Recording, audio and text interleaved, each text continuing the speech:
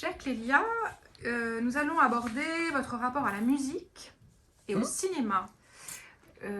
Quelle musique vous accompagne, vous emporte? Quels films, réalisateurs vous ont particulièrement marqué, touché, récemment, moins récemment? Des séries éventuellement, c'est à vous.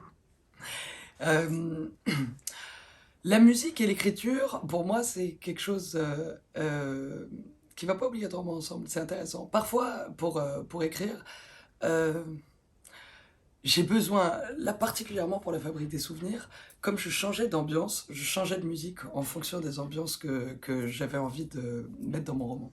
Et donc j'ai écouté évidemment beaucoup de musique classique puisque mon héroïne du passé est une violoncelliste et qu'elle joue Schubert, Schumann, enfin Saint-Saëns. Et donc j'écoutais en écrivant et c'était un bonheur. J'écoutais beaucoup le concerto pour violon de Tchaïkovski qui est quand même indépassable.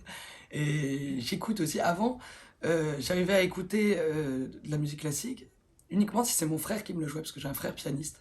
Et Pas il m'a mal. enregistré du Liszt, du Beethoven, du Chopin.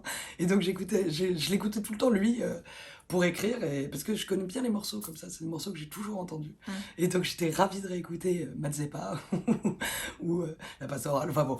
Euh, voilà, et sinon dans la vie j'écoute bon, beaucoup de musique classique aussi, mais sinon beaucoup de rock aussi, je suis très Oui, rock. parce que le rock est très présent dans Ouais, votre c'est vrai, vie. mais Ah, oui. ah oui. Mais je pensais pas à ce point, hein. C'est vrai que.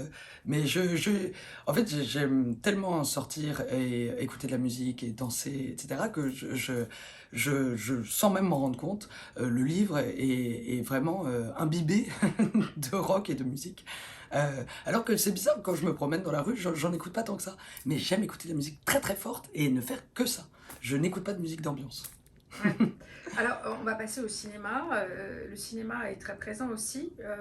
Un peu moins dans celui-ci, parce qu'on parle beaucoup de théâtre évidemment, mais il est quand même présent, et notamment avec un ou deux et pas des moindres, hein. Est-ce que vous voulez nous parler un petit peu de votre rapport au cinéma et des réalisateurs importants Oui, pour vous?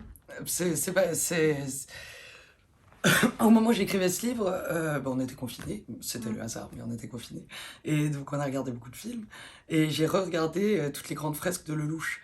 Et en fait, ces mouvements de caméra sont absolument incroyables. Et j'ai essayé de remettre un peu de Lelouch dans mon livre, avec modestie.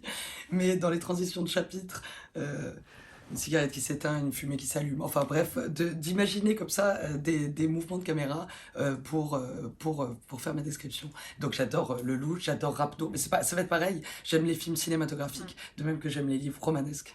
Donc j'aime Rapto qui fait courir ses personnages pour éviter de les faire parler, parce qu'il trouve que les acteurs sont meilleurs quand ils courent, parce qu'au moins ils sont plus réalistes. J'aime Clapiche, j'aime Woody Allen. J'aime voilà, des cinéastes qui me plongent dans leur univers et qui me racontent euh, une histoire qui me fait rêver, quoi. J'aime rêver, j'aime voyager Ouais. et j'aime ressentir, être ému. Des séries? Une série, à part Friends et Sex and the City, Vous avez du retard? j'ai pas suivi. C'est un peu de retard, ça. Oui, je sais. Non, je sais pas pourquoi la série m'angoisse complètement. C'est comme si j'avais un. Enfin, quand je suis au restaurant et que j'aime pas le plat qu'on me présente, je le mange le plus vite possible pour ne plus avoir à y penser. Et en fait, la série, j'ai exactement le même rapport.